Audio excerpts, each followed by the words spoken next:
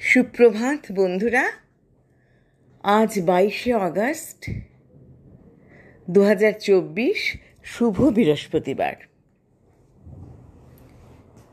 আজ প্রভাতী চর্চায় বন্দনা ঘোষের মানবতা কবিতা নিয়ে চলে এসেছি। তারপরে আমার একটা কবিতা, বৃষ্টি হচ্ছে মনের কান্না। শুরু করি। মানবতা আজ গেছে হারিয়ে, হিংসায় উন্মত্ত সমাজ, বিবেকবোধ ঘটেছে বিলুপ্তি, চলেছে শুধু স্বার্থের রাজ।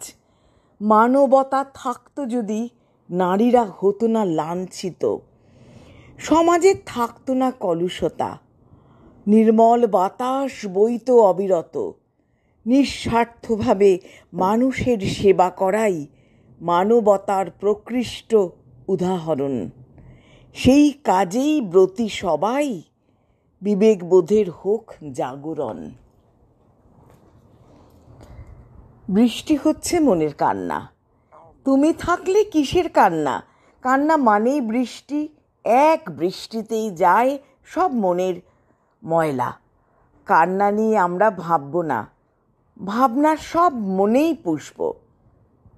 পুষতে পুষতেই উধাও হব, উধাও হলেই মুক্ত ঝরবে, মুক্ত আকারে ঝরবে কান্না।